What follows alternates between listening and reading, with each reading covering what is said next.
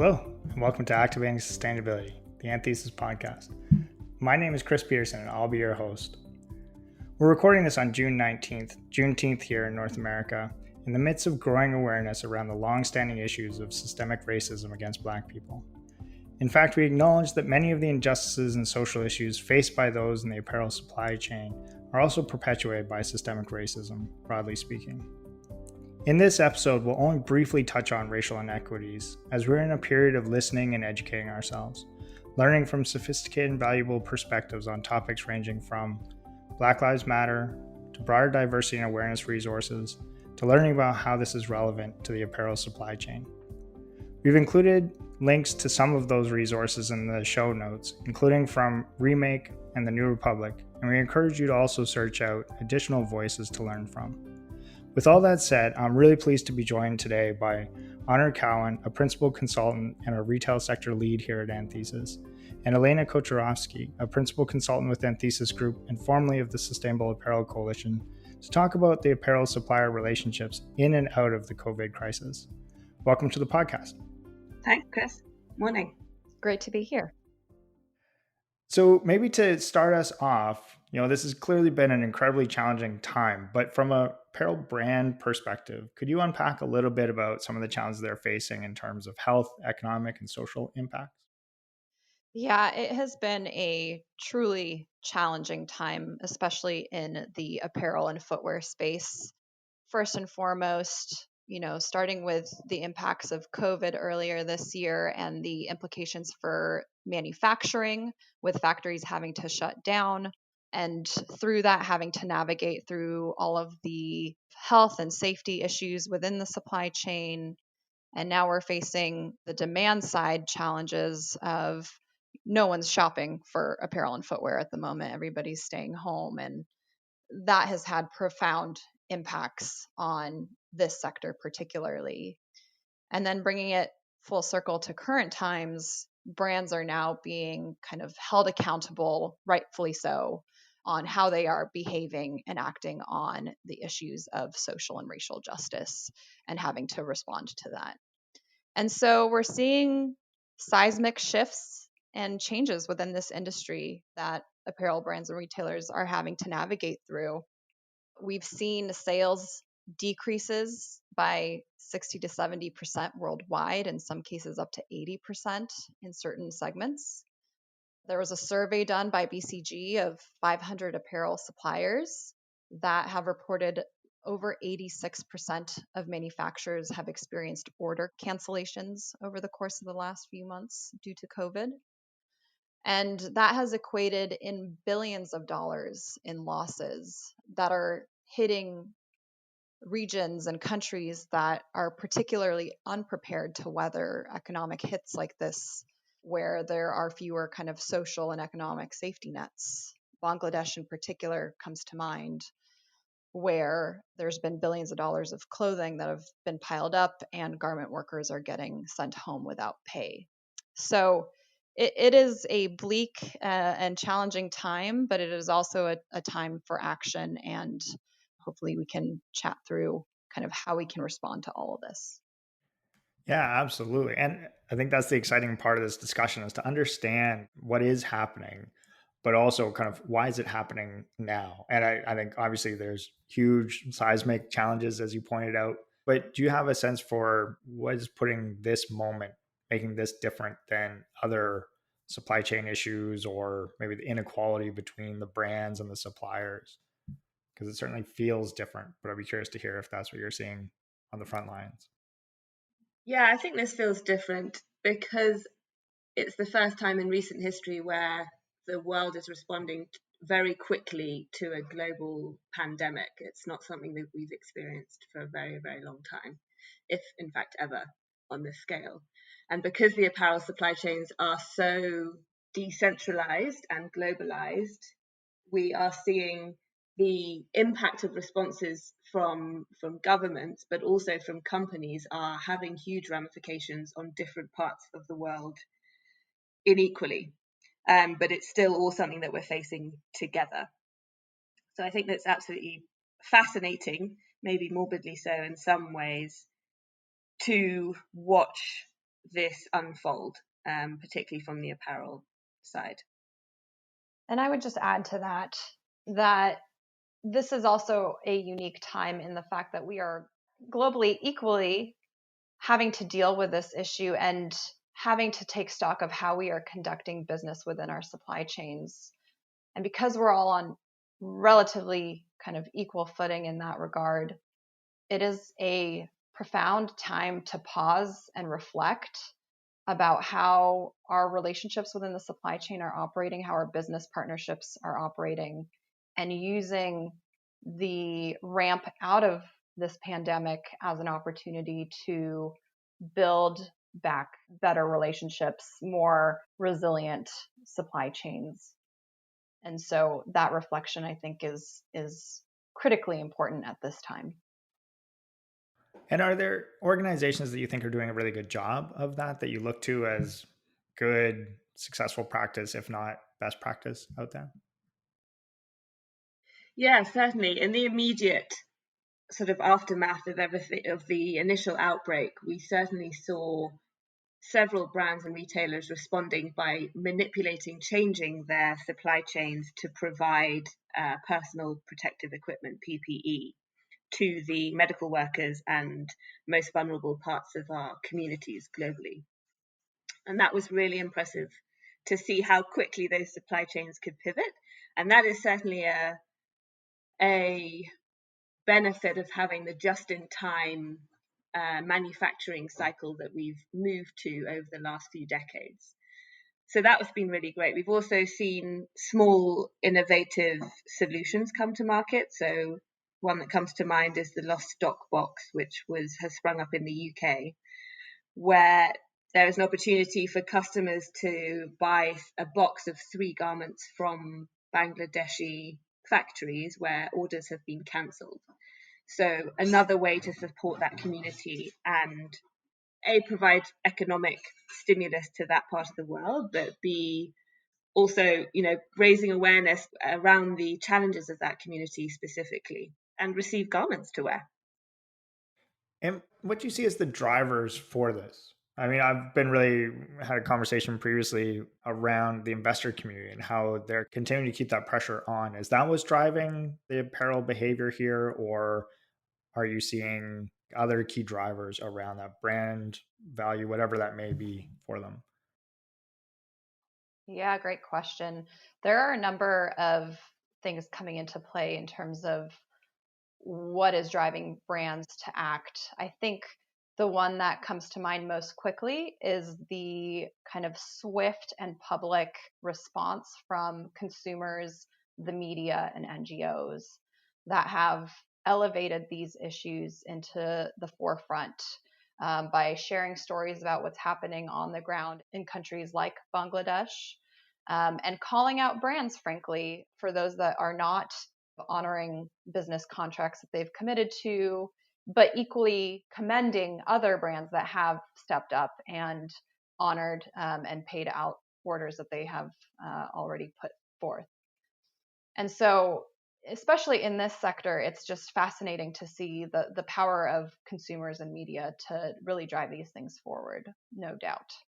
I would add there's additional kind of levers of business relationships with suppliers and partnerships with suppliers, rather, are a much stronger foundation for sustainability moving forward. And so if you think about companies that are asking suppliers to act on sustainability just, over the course of the last few years, you're far more likely to have success in supplier relationships that are stable, that they know they're going to have business with you, over the longer term. There's more incentive to kind of respond and act in partnership around crises like these. Whereas if you have very transactional, highly changing relationships within your supply chain, there's far less incentive to do much of anything. And then, of course, risk management and exposure. I think that's an obvious one. We have just seen the immense risk and economic implications of fractures in resiliency in those supply chain relationships. And so there is a very real conversation happening within businesses about how to be more resilient in light of everything that's happened, and think through your supply chain, where it's located, how it's operating, and is it prepared? There are going to be other impacts outside of pandemics that are similar to this that we need to prepare for. So those are, all big drivers of companies acting right now. So it's interesting to kind of hear that and think about, but are you seeing organizations that are pivoting to kind of this longer term view, or are people still in that reactive phase, and just those that have had this kind of legacy of relationships, long-term relationships, reaping the rewards of that or minimizing their risk? Or is this an actual shift by other organizations to realizing this value? Yeah, not only has the conversation really shifted around sustainability and long-term sustainability, knowing that the normal that we had before is not going to be the same as it was, companies are responding to that more medium, long-term viewpoint in order to be sustainable themselves and to remain in business.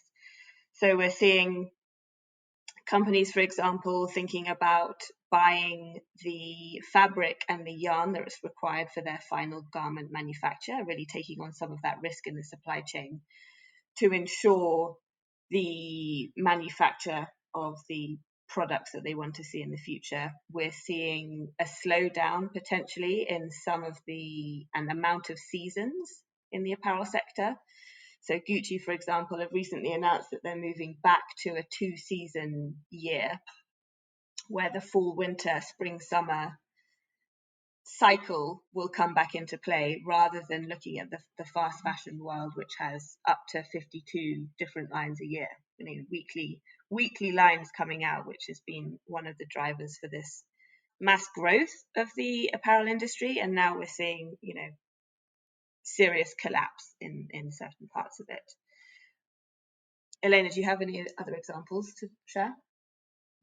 Yes, I would say we've also seen a commitment towards collaboration with key suppliers on cost reduction measures, which kind of show a longer term commitment, partnering with supply chain partners in addressing how we come out of this time together, as well as a huge prioritization of worker health and safety. I think that needs to be mentioned as well in light of the global pandemic. So, starting to focus a lot more on measures taken within facilities that are protecting garment workers, especially as we are starting to reopen economies and restart production.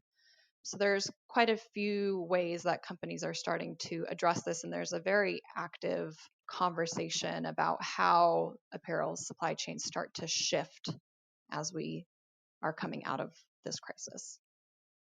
The only other thing, maybe just to add on to all of this, is obviously the challenge of switching from brick and mortar stores, particularly in the US, for brands and retailers, to the e-commerce side of things. So everyone's gone online, everyone's at home, no one's been, left their houses for a while in many instances.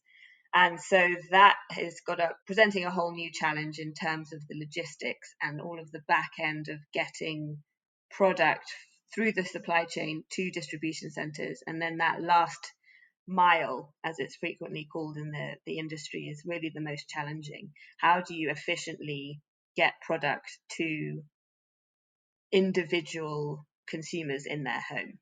And so that's been a challenge and a blessing in some senses, because it's still provided an ongoing revenue and income for the apparel industry. Well, it seems like such a fascinating space where just our relationship with consumerism, with going out shopping, retail therapy, kind of all of those seem to be challenged at the moment. It'll be fascinating to see where it all kind of lands going forward. So maybe, one area that continually comes up, I mean, rightfully so and appropriately, everybody's focused in on kind of responding to the current crisis at the moment. But as we take a step back and think a little bigger picture, how do you see climate change and social issues kind of interrelated and connected? I'm hoping that the dots are going to be joined between the two crises that we're going through.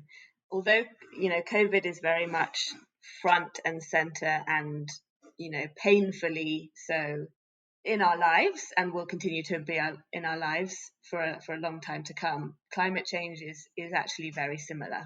It's a crisis that's not going to go away. It's being created by us in many senses, and we do have the opportunity to mitigate the impacts of it if we act soon and hard and responsibly. And so, we've been able to see governments and companies respond on a dime to the COVID-19 crisis, and we've talked about some of those today.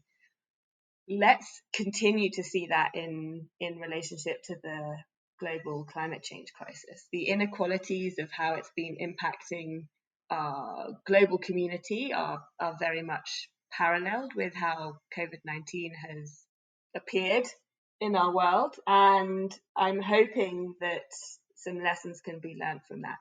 And it is inspiring to see how we can come together and overcome a global pandemic together. Obviously, to say we're not over it yet, but there's been so much good work and response that we can learn from.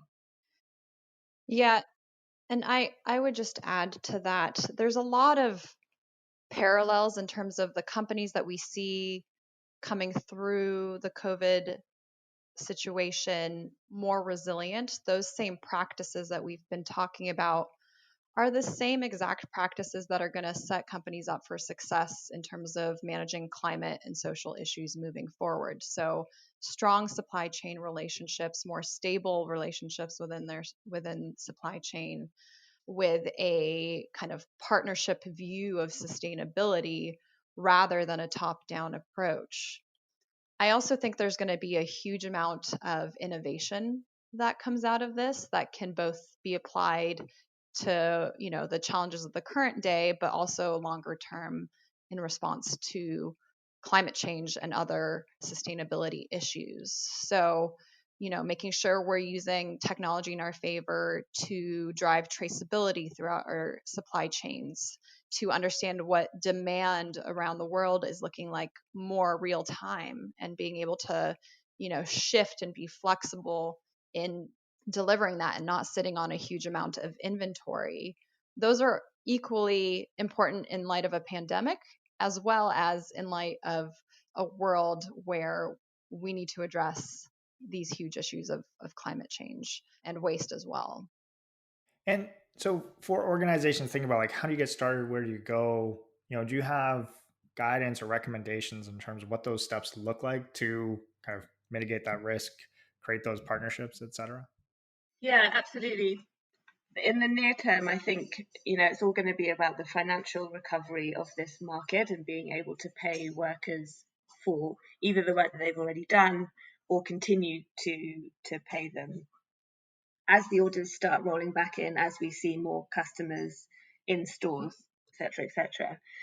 So one thing that I think can be done at the kind of brand retailer level is to research the economic stimulus packages and support that's available in the countries that you're sourcing from.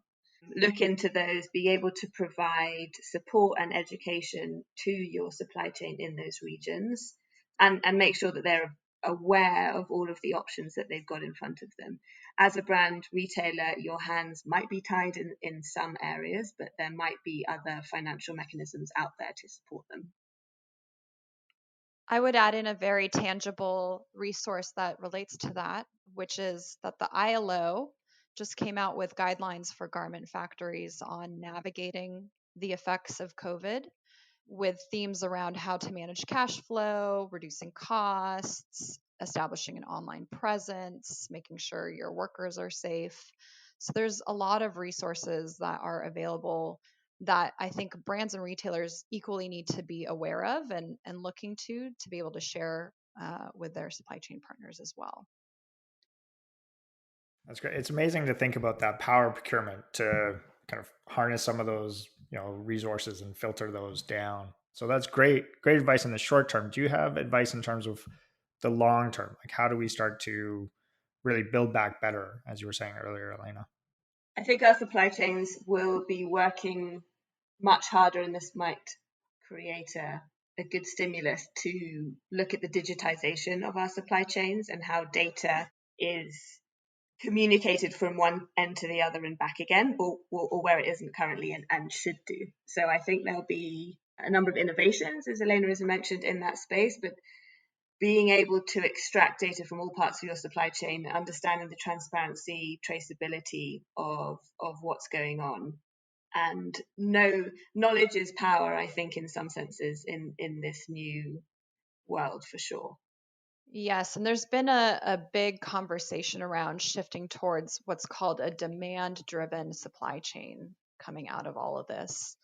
And what that means is shifting from a world where brand and retail merchants are kind of placing big orders, we're sitting on inventory, over to something much more nimble, where we are paying close attention and using analytics and technology to closely track what consumers are looking for, how those trends are shifting, and then having good partnerships with suppliers where we can place potentially initially smaller orders, but then we can follow up with kind of more frequent, regular re-ups of those orders as we respond to actual demand for those items from the consumer side.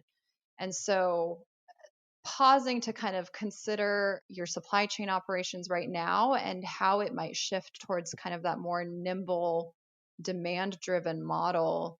I think it's just a huge opportunity right now as we're kind of reflecting and thinking about our processes and operations within apparel supply chains.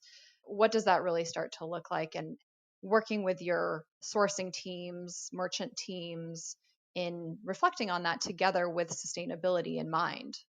And lastly, I would say a huge opportunity is in the new supplier contract space because there are a lot of shifting supplier relationships right now. And so companies can think about how they're embedding sustainability within new supplier contracts moving forward so that we're, again, to your point, building back better as we kind of shift out of this crisis. Fascinating. I feel like we could dig into any one of those recommendations and guidance points for extended beverages, if you will. But I know we're coming up on time. So any final thoughts or comments from either of you? Supply chains are made up of relationships. That's what is created through linking together different businesses and different business models. And the way that we treat and interact with people in our supply chains ultimately will determine the success or failure of those supply chains over time, and especially when it's challenged by global pandemics or racial injustice issues. And for me, the fundamental underlying principle of a good relationship is communication. Not all decisions are going to benefit everyone at every time, but with clear communication and honest communication about what's happening and where support can or should be provided, I think will go a long way, and I will continue to strengthen those supply chains over time. Awesome. Well, great. Thank you both very much. Really appreciate it. For more information or to reach out to Honor and Elena, they can be reached by honor.cowen or elena.kocherovsky at anthesisgroup.com. We'll put both the emails and a link to the Anthesis Apparel page up in the description to access. Thank you again for joining. Thank you very much for listening. Stay engaged, stay safe, and keep well. Thanks, Chris. Thank you.